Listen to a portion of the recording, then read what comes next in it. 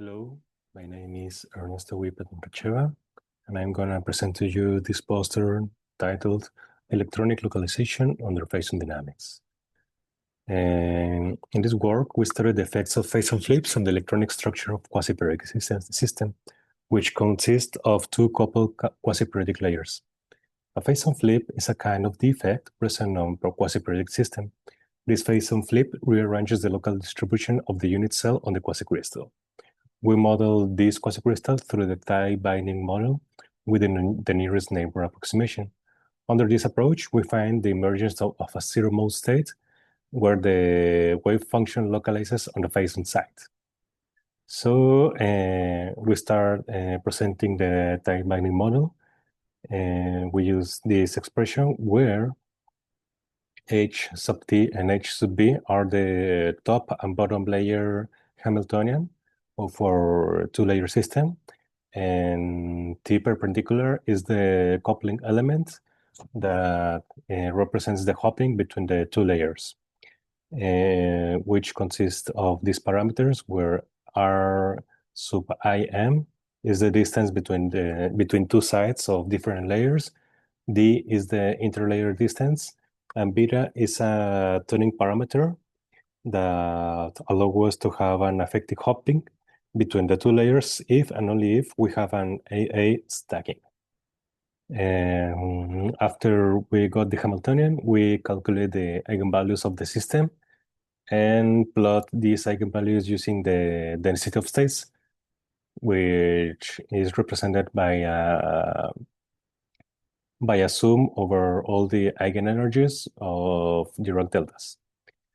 Well, first, we start this by having two Penrose lattices, and we twist one respect to the other an angle of 180 degrees. We got a Moret pattern that is shown here that consists of 5 destructive interference lines. And we see that the wave function, the electronic wave function, localizes on these interference lines. These interference lines are made by these configurations that are called the cone wave worms. These cone wave worms are a quasiperiodic pattern made by two kinds of hexagons that are present in the quasiperiodic lattice that we will call D and Q, and these D and Qs form a quasiperiodic sequence. Here I presented you a Moret pattern formed by the translation of two Penrose lattices. And what we see is a grid formed by these cone wave worms. And also this grid has a quasiperiodic sequence in all the directions. After that, we studied the cone wave worm and how the defects travel along these cone wave worms. The defects that are present in the quasiperiodic systems are called Phason flips.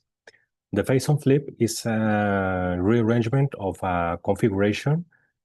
In this case, the D configuration or the Q configuration are flipped and is represented by a rotation of 180 degrees.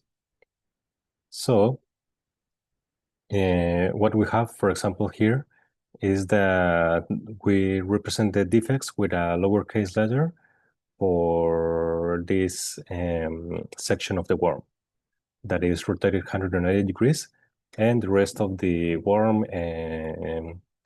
is constant. So when we have the two-layer system, we see this destructive interference pattern that is formed by the red layer that is below the top layer that is in blue. We study the dispersion of the electrons on one of these worms, and we see that under this approximation, or our worm performs or behaves as a periodic system. So that is why we could calculate the electronic dispersion in this way. And what we see is it is that we have we have 5 bands, 2 on the valence band, another 2 on the conduction band, and we have a flat band that is localized on the zero energy, and is represented by this high singularity peak in the density of states. After that, we study how the system behaves when we have 2 worms. So that is the situation. We see that on the coupled system, both peaks are moved to plus and minus 1. And when we start introducing the defects on our system, a small peak is appearing here on E equals 0 energy. After that, we allow that that a whole worm on our our coupled system is full of defects. So we see an increase of this singularity that is in the center. Yeah. And the original singularities that appear from the 2 worm system disappear. So, in conclusion, what we have is that the presence of cone-wave worms generates states on the Fermi level. But when we introduce defects on these quasicrystals, the singularity on the Fermi level increases a lot. So what can we conclude on these results is that the presence of Moire patterns on quasicrystals favors the presence of zero-mode states, and the presence of these zero-mode states may favor the electric conductance on the real quasicrystals.